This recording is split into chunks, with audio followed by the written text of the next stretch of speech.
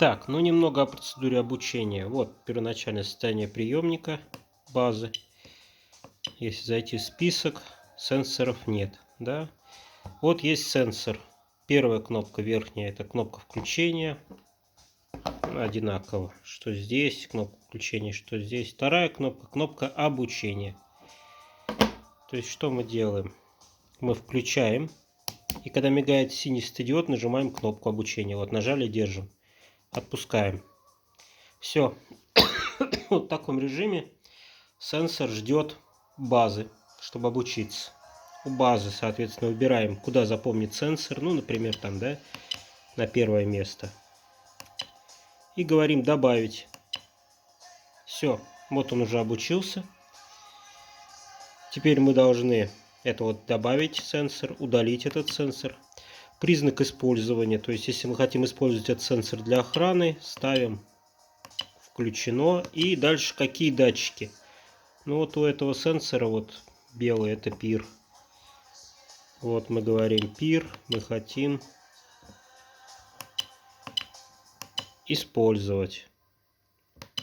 То есть может быть еще магнит, петля и микроволновый датчик.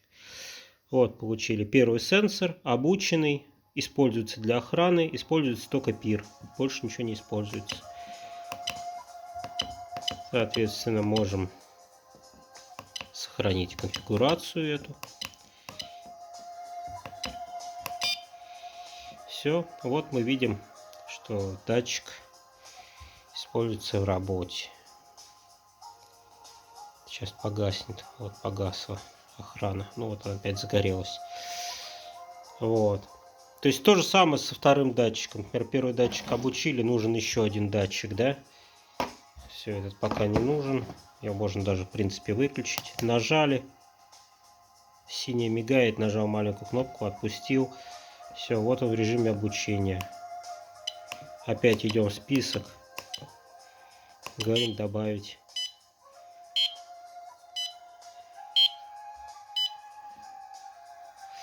Все, он его нашел. Говорим использовать. И смотрим. Вот это вот все читается конфигурация сенсора. То есть вот у него есть микроволновый датчик. Был выключен, мы его включили.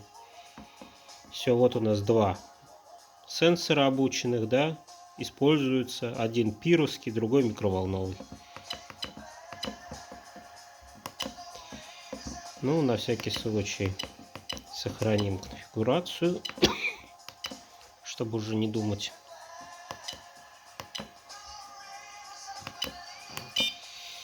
Все, вот у нас два сенсора, он их ищет, вот он их оба нашел. Так, теперь если его подальше убрать, чтобы поймать момент и перейти в охрану. То есть они должны успокоиться, то есть вот здесь вот пир и МВ должно быть белым.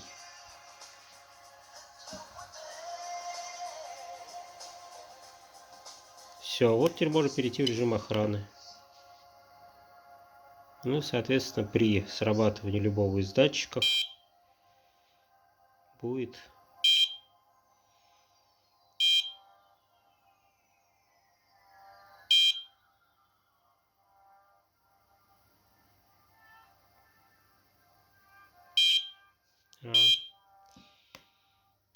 сейчас, секунду.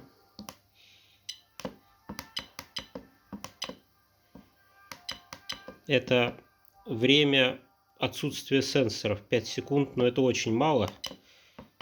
То есть реально хотя бы секунд 15.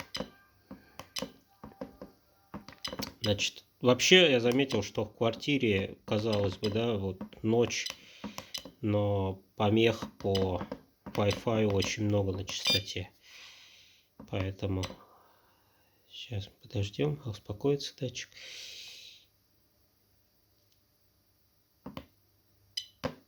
Вот так вот. Все.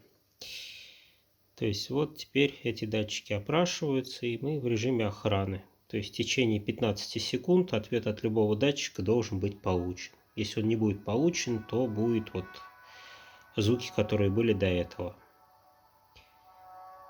Ну, включаем тревогу. Сейчас попробую махнуть рукой. Ну вот, пошел. Пировский даже сработал раньше, чем датчик движения. Значит, дополнительно, если вам не нужен два датчика использовать для охраны, да, не обязательно их удалять из этого списка. Можно просто какой-то датчик выключить. Да, например, вот можно отключить доплеровский датчик. Мы заходим и говорим, что просто его не использовать. Все. То есть он как бы есть, но он выключен. Соответственно, даже если по нему придет тревога,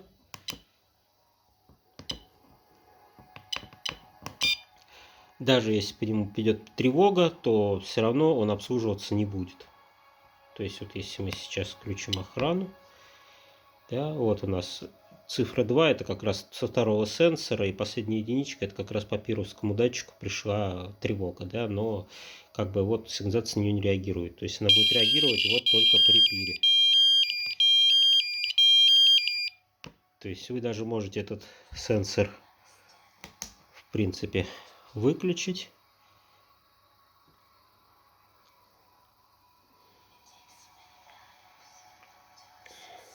Но он все равно использоваться в охране не будет. То есть вот он off и все.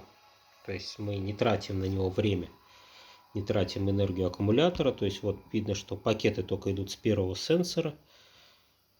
С второго сенсора пакетов нет. И здесь видно, что он выключен. То есть мы можем перейти в режим охраны и охраняться именно одним датчиком. Второй просто дома лежит, например, выключенный.